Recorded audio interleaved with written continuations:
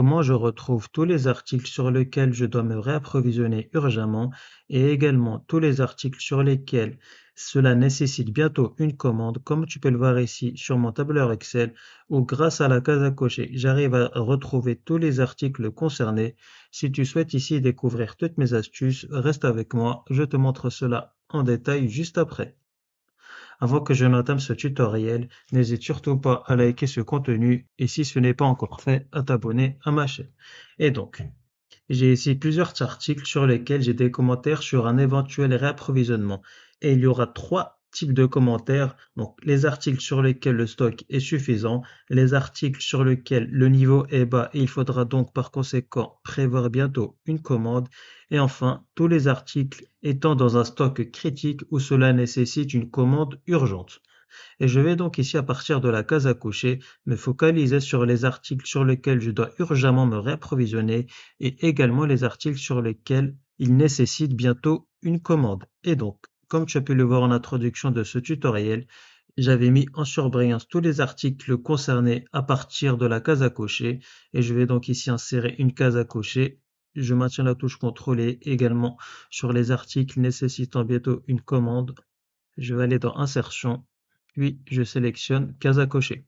Et à partir de la case à cocher, donc, je vais essayer dans un premier temps retrouver tous les articles sur lesquels je dois urgemment me réapprovisionner. Et je vais par conséquent sélectionner l'intégralité de mon tableau sans les titres, mise en forme conditionnelle, nouvelle règle, utiliser une formule pour déterminer pour quelle cellule le format sera appliqué. Et il y aura donc deux conditions à remplir. Il faut que j'ai au préalable coché la case et il faut donc que le commentaire contienne critique. Et pour cela, je vais ici utiliser la fonction et, j'ouvre la parenthèse, il faut que la case à cocher soit au préalable cochée justement, donc la valeur sera égale à vrai, point virgule, et dans un deuxième temps, je devrais donc retrouver tous les articles dont le commentaire contienne la mention critique.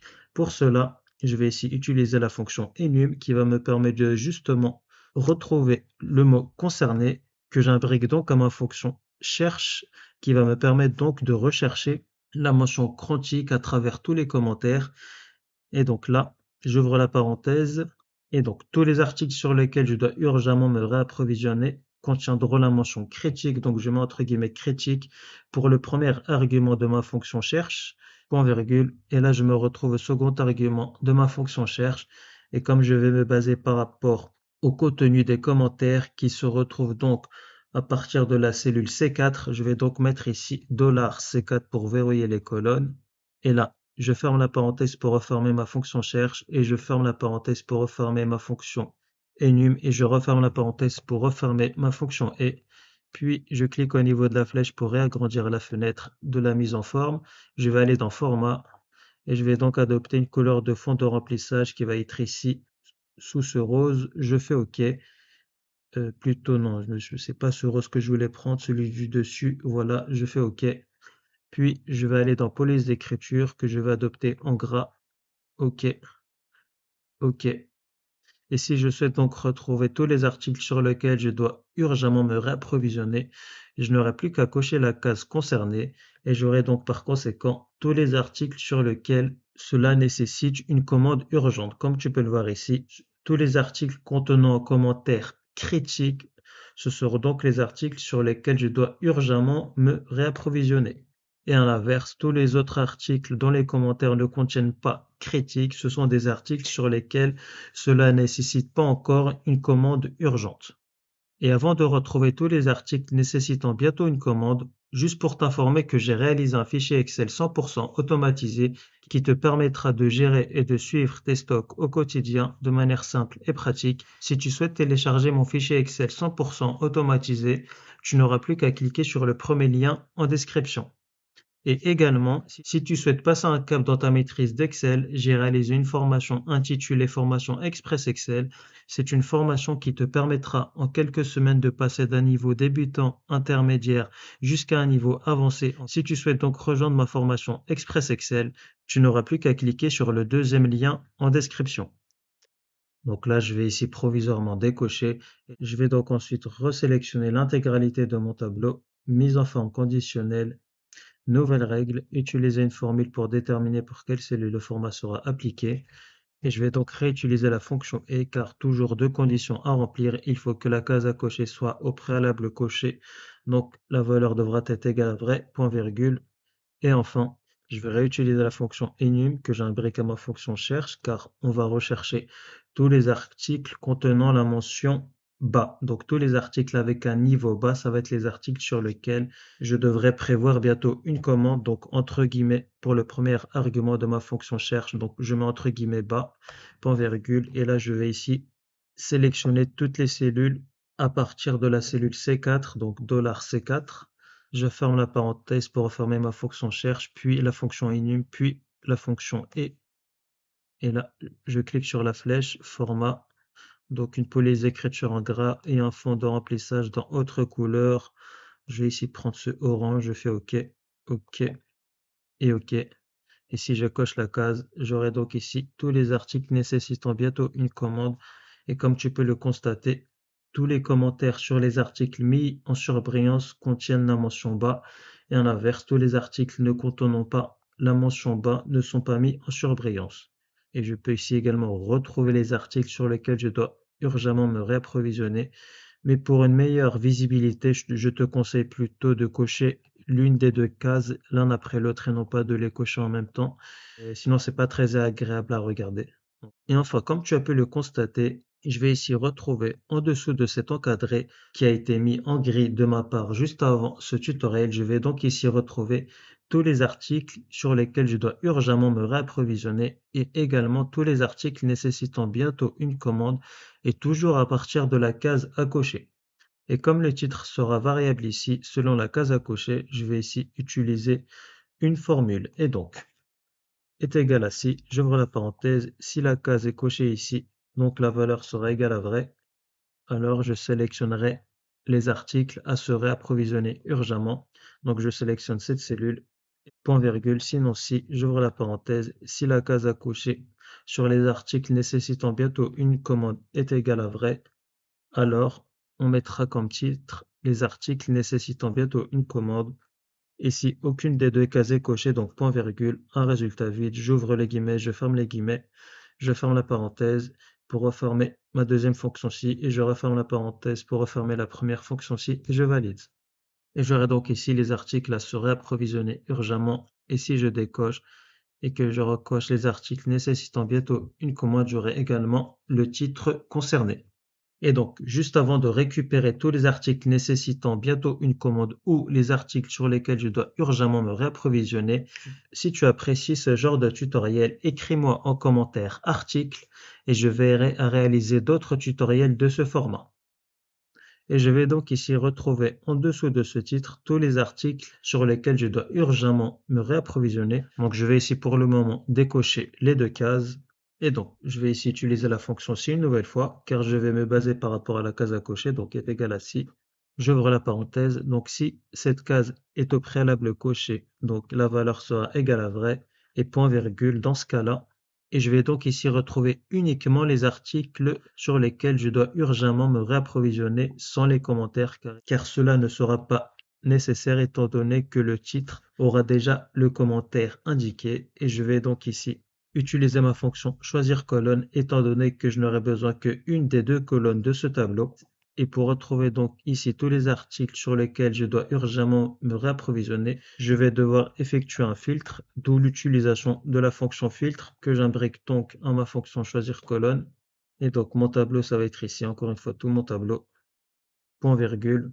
Et je vais donc ici retrouver tous les articles sur lesquels je dois urgemment me réapprovisionner. Et je vais donc ici réutiliser la fonction enum qui va me permettre de savoir si une valeur correspond à la mention critique et que je vais réimbriquer ma fonction cherche car on va ici rechercher la mention critique sur tous les commentaires. Donc entre guillemets critique encore une fois. Voilà, je ferme les guillemets, point virgule.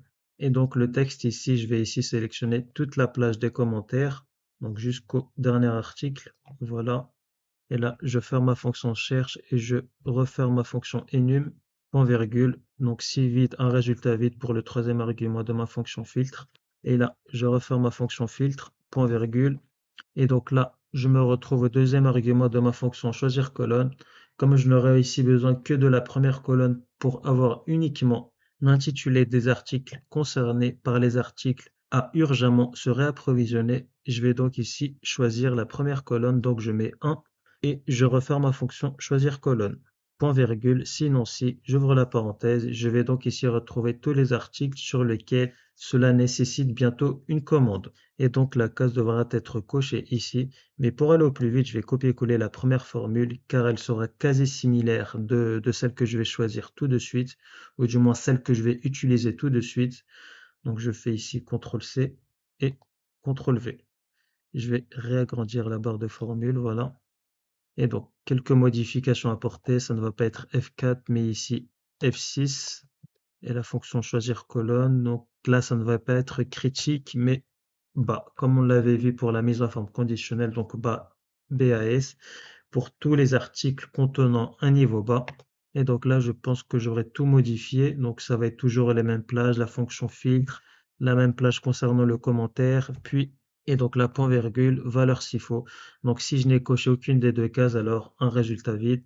Et je ferme la parenthèse pour refermer ma précédente fonction-ci, puis la première fonction-ci, et je valide. Et j'aurai donc pour le moment un résultat vide, étant donné que je n'aurai pas encore coché l'une des deux cases. Et si je souhaite donc retrouver tous les articles sur lesquels je dois urgemment me réapprovisionner, je n'aurai plus qu'à cocher la case et j'aurai donc ici article à se réapprovisionner urgemment avec l'intitulé des articles concernés. Comme on peut le voir ici, les accraveuses, les clés USB 32 Go, les classeurs A4, les rouleaux adhésifs, les claviers sans fil, et j'aurai exactement les mêmes articles sur ce petit tableau. Par ailleurs, je vais ici automatiser l'affichage des bordures dès qu'un texte apparaîtra. Donc je sélectionne ici toutes les cellules, mise en forme conditionnelle, gérer les règles, nouvelles règles, utiliser une formule, je vais déplacer ça à gauche. Et donc ça va être ici est égal à la première cellule juste en dessous du titre qui se situe donc en cellule E10. Donc ici est égal à E10. Donc ici je n'aurai pas besoin de mettre de touche de là étant donné qu'il n'y a qu'une seule colonne. Et donc il devra être différent d'un résultat vide pour automatiser l'affichage des bordures. Puis je vais dans format, dans bordure justement, et je sélectionne contour, je fais OK, OK et OK. Oh, donc si je n'ai pas la bordure ici, c'est que je n'ai pas sélectionné la ouais, c'était la cellule E9. Donc c'est pour ça ici qu'il y a un décalage et que je n'ai pas des bordures sur le dernier article, en l'occurrence les claviers sans fil. Autant pour moi. Donc je vais ici resélectionner les cellules, mise en forme conditionnelle, gérer les règles, modifier la règle et ça ne va pas être la cellule E10 mais bien la cellule E9. Donc je mets E9 différent d'un résultat vide et je fais OK et OK. Et j'aurai donc ici les bordures d'afficher automatiquement par article. Et si je souhaite retrouver les articles nécessitant bientôt une commande, si je coche ici, je n'aurai pas ici les articles concernés car tout simplement sur la formule utilisée et à partir de la fonction ci utilisée, j'ai priorisé la fonction ci sur les articles sur lesquels je dois urgemment me réapprovisionner. Comme la fonction ci concernée par les articles nécessitant bientôt une commande se situe après la première fonction ci où j'ai utilisé ma formule pour retrouver les articles sur lesquels je dois urgemment me réapprovisionner, je n'aurai donc pas les articles nécessitant bientôt une commande étant donné que la case est encore cochée sur les articles auxquels je dois urgemment me réapprovisionner. Donc là ici c'est une question de priorité mais rien d'alarmant. Mais si par contre je décoche, j'aurai cette fois-ci les articles nécessitant bientôt une commande. Et donc, on a la fin de ce tutoriel. Donc, si tu souhaites télécharger mon fichier Excel 100% automatisé pour gérer tes stocks au quotidien, tu n'auras plus qu'à cliquer sur le premier lien en description. Et si tu souhaites avoir plus d'aptitude sur Excel et atteindre un niveau avancé, tu n'auras plus qu'à cliquer sur le deuxième lien en description pour rejoindre ma formation. Et si ce tutoriel t'a plu, n'hésite surtout pas à liker ce contenu et si ce n'est pas encore fait, à t'abonner à ma chaîne.